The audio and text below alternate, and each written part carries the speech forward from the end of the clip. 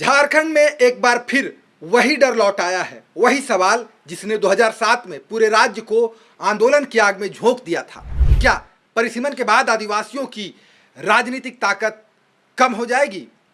क्या झारखंड विधानसभा में आदिवासी आरक्षित सीटें घट जाएंगी? और क्या एक बार फिर राज्य में 2007 जैसा बड़ा जन आंदोलन देखने को मिलेगा?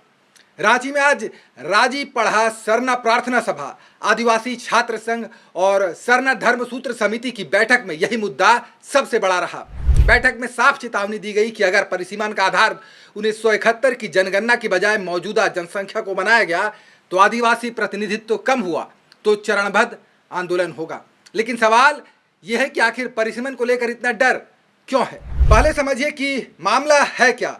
परिसीमन यानी विधानसभा और लोकसभा सीटों की सीमाओं और आरक्षण का नया निर्धारण।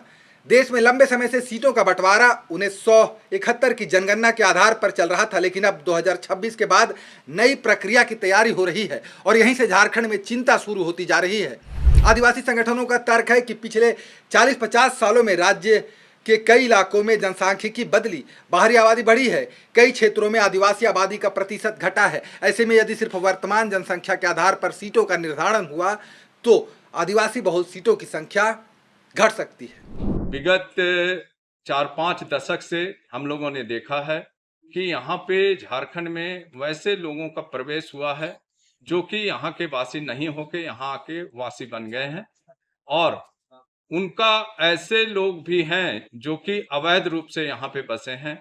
और वैसे संख्या की गणना करके अगर उसको आधार बनाते हुए हम आदिवासियों को अगर पूर्व का जो 1971 का गणना था उससे अगर हमको कम आंका जाएगा और उस स्थिति में हमारा आकलन करके अगर हमारा कोई परिसीमन किया जाता है या फिर कोई भी योजना बनाई जाती है और उसको उस गणना को आधार बनाया जाता है तो हम इसका पुरजोर विरोध करते हैं।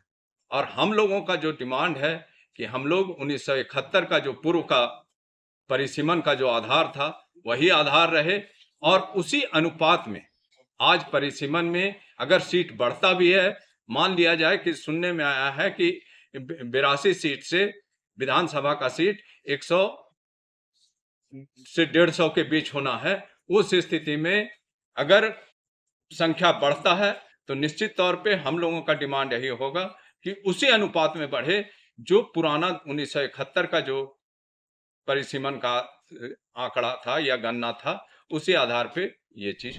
और ये डर नया नहीं है। 2007 में भी जब परिसीमन आयोग ने 2001 की जनगणना के आधार पर ड्राफ्ट तैयार किया था तब झारखंड में भारी विरोध हुआ था। उस समय आशंका जताई गई थी कि विधानसभा की एसटी आरक्षित सीटें 28 से घटकर 22 हो सकती हैं।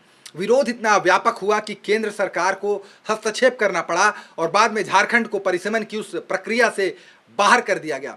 पुराने सीट ढांचे को ही जारी रखा गया। यानी आज जो बहस हो रही है उसकी जड़ें सीधे 2007 के आंदोलन से जुड़ी हैं। अब 2026 के परिसीमन की चर्चा शुरू होते ही आदिवासी संगठनों ने फिर से मोर्चा खोल दिया है। 31 मई को रांची प्रेस क्लब में राज्य भर के आदिवासी जनप्रतिनिधियों की बड़ी बैठक हुई थी, जहां परिसीमन के खिलाफ व्यापक अभियान और 2 अगस्त को महाजुटान रैली की घोषणा की गई।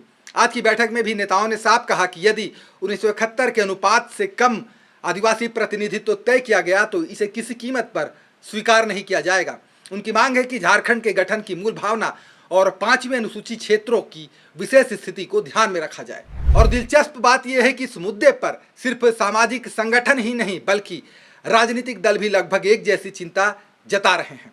सत्तारूढ़ गठबंधन पहले ही आदिवासी सीटों की संभावित कटौती का विरोध कर चुका है, वहीं विपक्ष भी आदिवासी प्रतिनिधित्व को बनाए रखने की बात कर रहा है। यानी परिसीमन का सवाल सिर्फ चुनावी गणित नहीं बल्कि झारखंड की पहचान, सत्ता में हिस्सेदारी और आदिवासी राजनीतिक अस्तित्व से जुड़ गया है। और यही वजह है कि झारखंड में परिसीमन को सिर्फ प्रशासनिक प्रक्रिया नहीं बल्कि अस्तित्व की लड़ाई के रूप में देखा जा रहा है। आदिवासी संगठनों का कहना है कि अगर विधानसभा में उनकी सीटें कम हुई तो निर्णय लेने वाली संस्थाओं में उनकी आवाज भी कमजोर हो जाएगी, जबकि दूसरी तरफ संविधान और परिसीमन आयोग का तर्क है कि प्रतिनिधित्व जनसंख्या के अनुपात में होना चाहिए और यहीं पर टकराव की सबसे बड़ी जमीन तैयार हो रही है। तो सबसे बड़ा सवाल यही है, क्या 2026 का परिसीमन झारखंड की राजनीति का सबसे बड़ा मुद्दा बनने जा रहा है? क्या आदिवासी सीटों को लेकर फिर 2007 जैसा आंदोलन खड़ा होगा, या फिर केंद्र और राज्य के बीच कोई ऐसा फार्मूला निकलेगा जिससे प्रतिनिधित्व और संवैधानिक संतुलन दोनों बच सके?